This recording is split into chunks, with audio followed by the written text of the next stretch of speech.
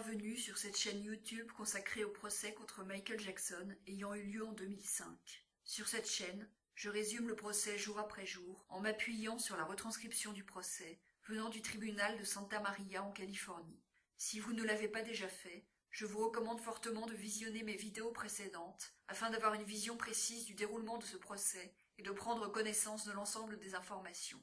Dans la vidéo d'aujourd'hui, je vais résumer le déroulement du procès le 10 mars 2005, 9e jour du procès après la sélection du jury. Ce jour-là, Michael Jackson est en retard car il a un problème de dos et est à l'hôpital. Le juge Melville lui laisse 1 heure pour venir, sinon il le fera incarcérer. Finalement, Michael Jackson arrive 1 heure après, encore vêtu du pantalon de pyjama qu'il portait à l'hôpital.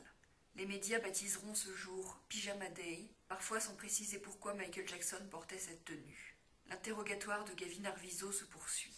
Gavin affirme qu'il n'a vu que des extraits du film de Bachir. Il affirme que c'est Michael Jackson qui lui avait dit de prendre sa main pendant le tournage avec Bachir. Il dit qu'il a mis sa tête sur son épaule juste parce que Michael était comme son meilleur ami. Il dit que Michael Jackson a repris contact au moment de la diffusion du film de Bachir en lui demandant par téléphone de venir à Miami pour une conférence de presse. Gavin dit que Michael Jackson lui a fait rencontrer Dieter et Ronald à l'hôtel à Miami, qui lui ont dit qu'ils allaient arrêter la médiatisation.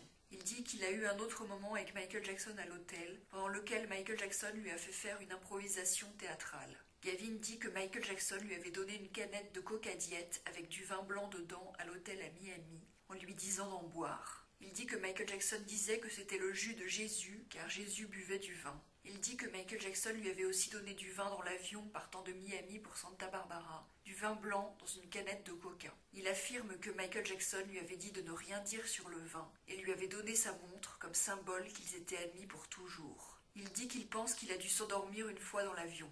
Gavin dit qu'il a utilisé le téléphone dans l'avion pour appeler un ami.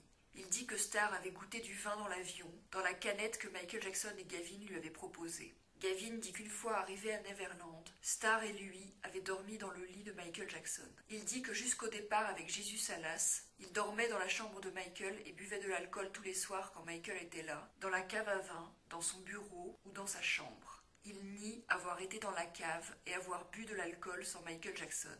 Il affirme qu'il avait dit à Michael Jackson que c'était mal pour lui de boire de l'alcool, sachant qu'il n'avait plus qu'un seul rein après son cancer. Il dit qu'il faisait des canulars téléphoniques avec Michael, Starr et Aldo Cascio. Il dit qu'il ne voulait pas partir de Neverland car il s'amusait, alors que sa mère était effrayée et voulait partir, et disait qu'elle avait peur qu'on les tue. Il dit qu'après leur départ avec Jesus Salas, Frank Cascio lui avait téléphoné en lui disant qu'ils étaient inquiets à l'idée qu'il lui arrive quelque chose, que les Arvizo devaient revenir. Il dit qu'il s'était plaint de Dieter et Ronald à Frank Cascio parce que sa mère avait peur d'eux et que Frank lui avait dit qu'il n'allait plus les revoir. Mais quand ils sont revenus, Dieter et Ronald étaient là. Il dit que Michael Jackson lui avait donné le code pour accéder à sa chambre. Le sergent Robel vient pour témoigner brièvement au cours du témoignage de Gavin.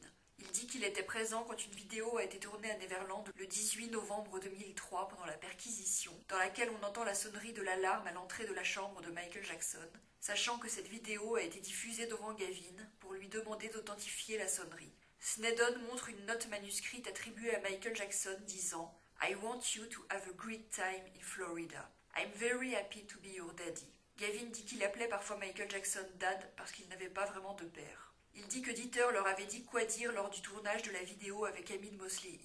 Il affirme qu'on leur avait montré les questions avant le tournage, mais qu'on leur a dit rapidement ce qu'ils devaient dire, ce n'était pas long. Il dit qu'au moment du tournage chez Amid Mosley, il voyait toujours Michael Jackson comme son meilleur ami. Il dit que quand il a dit que Michael l'avait beaucoup aidé pendant son cancer, ce n'était pas si vrai car il n'était pas toujours là. Gavin dit qu'il a dit aux assistantes sociales que rien de mal n'arrivait quand il dormait à Neverland et que c'était vrai à ce moment-là. Gavin dit qu'ils ont fait du shopping avec Frank et Vinny quand ils séjournaient à Calabasas et sont allés chercher des passeports parce qu'on leur avait dit qu'ils allaient aller au Brésil. Il dit que Frank et Michael Jackson avaient eu une conversation sur le voyage au Brésil et que Michael Jackson avait dit à Gavin qu'il allait les rejoindre là-bas. Il dit qu'il n'était pas libre de sortir quand il voulait de l'hôtel à Calabasas, car Frank et Vinny contrôlaient les clés. Il dit qu'après le séjour à Calabasas, il dormait avec Michael Jackson, avec son frère et parfois Aldo Cascio, et que parfois il dormait seul avec Michael Jackson. Il dit qu'il buvait de l'alcool avec Michael Jackson chaque fois que celui-ci était là. Il dit qu'il avait vu Michael Jackson simuler du sexe avec un mannequin en présence de Starr et lui.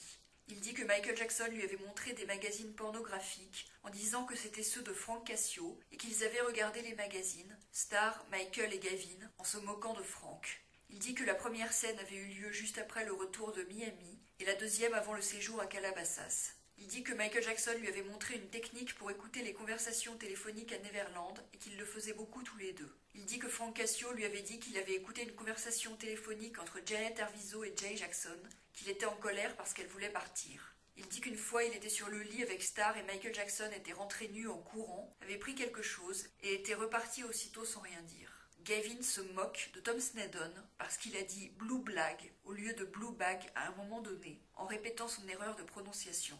Il dit qu'il avait parlé à Michael Jackson du fait qu'il devait faire un test urinaire et qu'on allait voir qu'il avait bu de l'alcool et que Michael Jackson lui avait dit de ne pas faire le test. Il dit qu'il avait dit à sa mère au téléphone qu'il avait bu de l'alcool.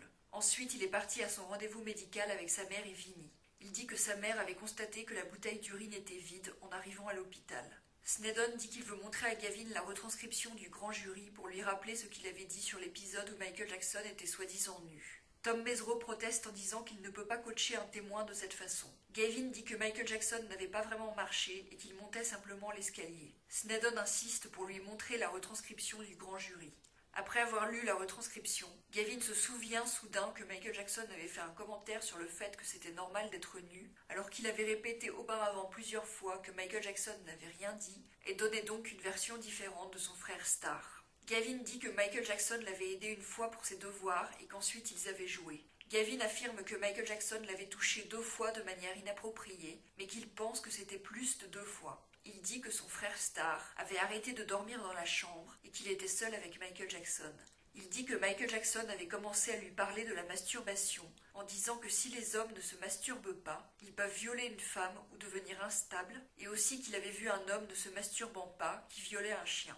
Il dit que Michael Jackson lui avait dit qu'il fallait se masturber, que Gavin lui avait dit qu'il ne le faisait pas, et que Michael Jackson avait décidé de le faire pour lui. Gavin dit qu'il était sous la couverture, et que Michael Jackson avait commencé à le masturber en mettant la main dans son pantalon, et que Gavin avait éjaculé. Gavin dit qu'1 jour plus tard, la même scène se serait reproduite alors qu'ils étaient sur la couverture, que Michael Jackson avait cherché en plus à prendre la main de Gavin pour qu'il le masturbe, mais que Gavin avait retiré sa main. Gavin dit que ce sont les seuls actes inappropriés dont il se souvient. Tom Mesereau commence son contre-interrogatoire. En poussant Gavin dans ses retranchements, il va l'amener à révéler un autre aspect de sa personnalité, plus caractériel et parfois insolent. On devine la tension qui monte entre eux en lisant les remarques parfois ironiques qu'ils se font l'un à l'autre. Mesereau fait remarquer que Michael Jackson est supposé avoir commencé à agresser Gavin après l'entretien avec les 3 assistantes sociales enquêtant sur Michael Jackson et après le scandale créé par le film de Bachir. Gavin dit que les agressions avaient commencé vers la fin, peu de temps avant que les Arvizo quittent Neverland pour de bon, peut-être une semaine avant. Mesereau fait remarquer que les agressions sont supposées avoir eu lieu après que les Arvizo ont rencontré l'avocat Bill Dickerman à The Law Factory. Mesereau fait remarquer que Gavin est passé de Bill Dickerman à Larry Feldman, puis que Larry Feldman l'a envoyé chez Stanley Katz. Gavin dit qu'il avait fait ses accusations d'agression à Stanley Katz, puis aux policiers Steve Robel et Paul Zellis. Mesereau fait remarquer que Gavin avait d'abord rencontré les 2 avocats avant de faire ses accusations et qu'il avait déjà eu l'occasion d'avoir un avocat et de témoigner sous serment dans l'affaire J.C. Penney. Mesereau commente le fait que Gavin a dit que Michael Jackson ne l'avait pas beaucoup aidé pendant son cancer. Gavin dit que Michael Jackson cherchait parfois à l'éviter quand il était à Neverland. Il admet que Michael Jackson lui parlait au téléphone pendant la période de son cancer. Gavin dit que Michael Jackson lui avait parlé régulièrement pendant 2 mois, puis avait rompu le contact. Il admet que Michael Jackson l'appelait alors probablement 3 fois par semaine.